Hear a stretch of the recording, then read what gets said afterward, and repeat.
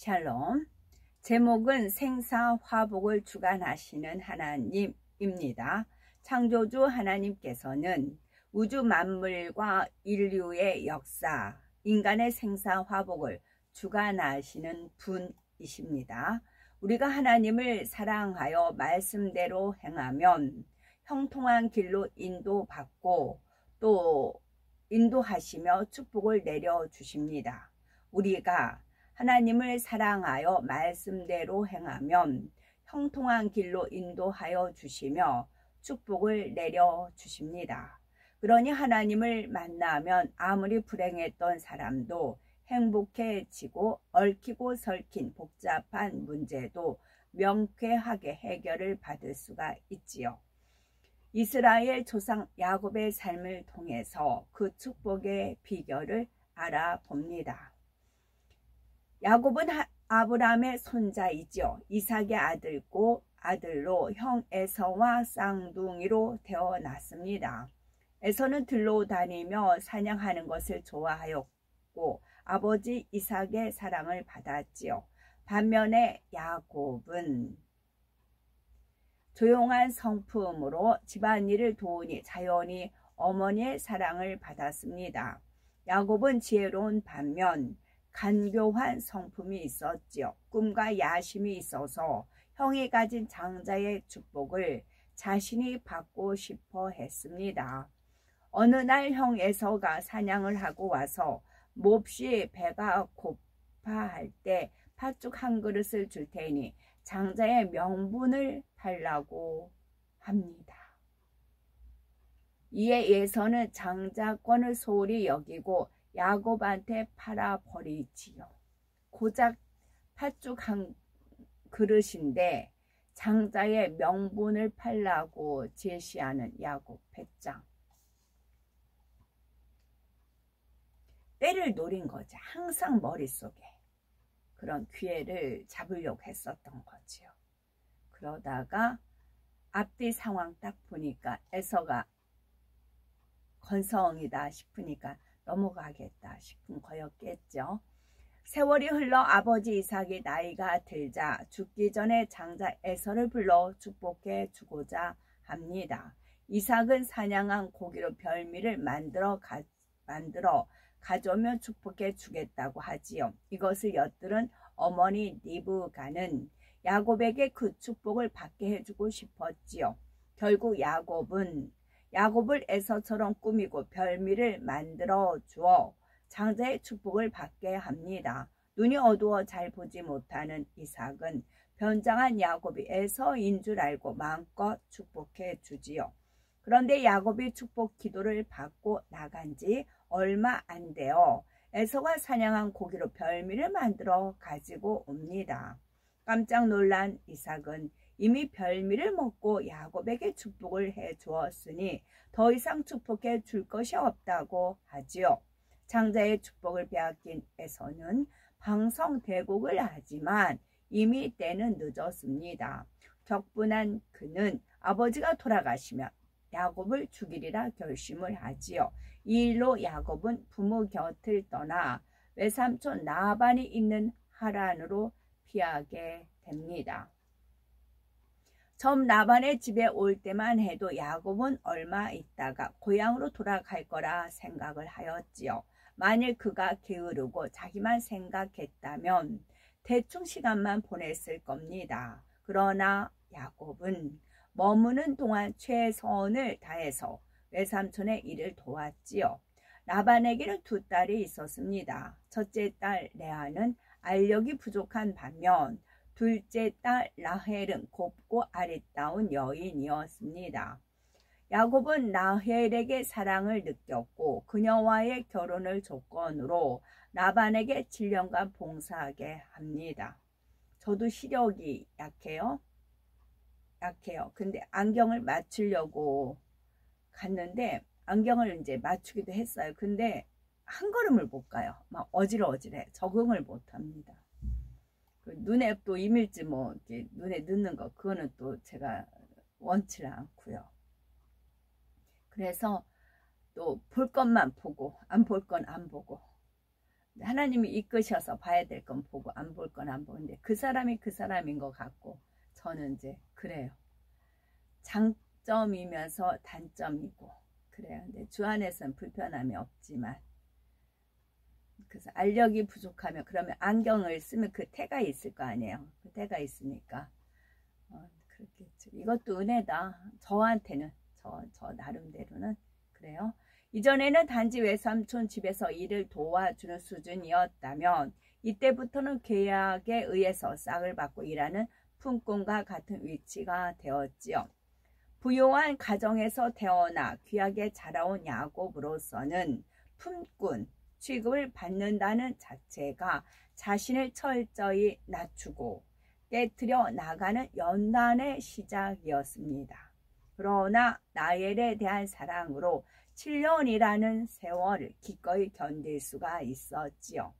야곱은 한 번 품은 사랑의 마음이 변치 않았고 목표 한 발을 반드시 이루고야만은 근성이 있었습니다. 뿐만이 아니라 한결같은 성실함으로 맡은 사명을 감당해내는 좋은 중심을 가졌지요.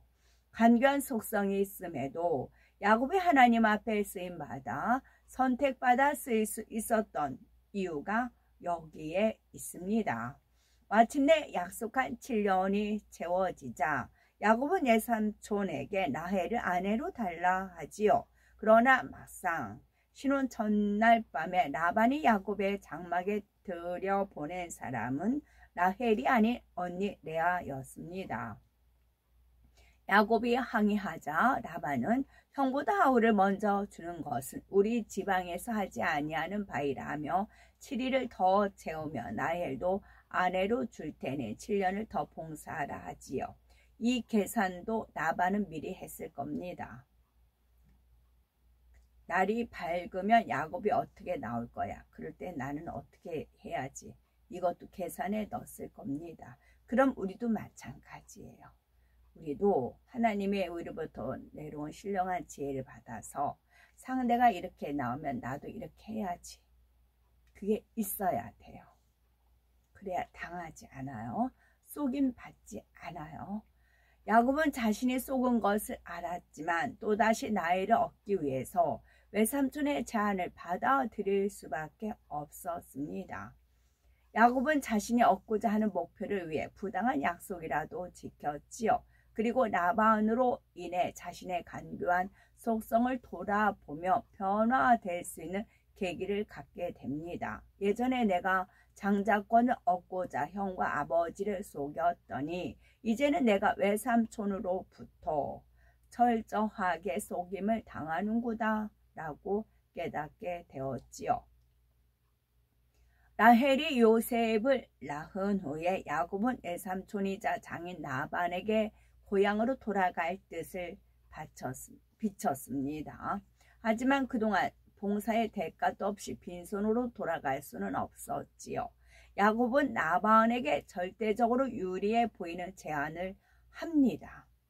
즉 외삼촌의 양떼 중에서 아롱진 것과 점 있는 것과 검은 것 그리고 염소 중에서 점 있는 것과 아롱진 것을 품삯으로 달라는 것입니다.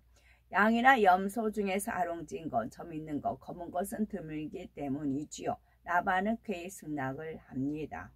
야곱은 버드나무와 살구나무와 신풍나무 껍질을 벗겨 얼룩덜룩하게 만든 후 실한 가축들이 와서 물을 먹으며 교미하는 장소에 놔두었지요. 가축들이 교미하는 순간에 그 무늬를 보게 하였습니다. 그리고 약한 가축들이 오면 가지를 치워버렸지요.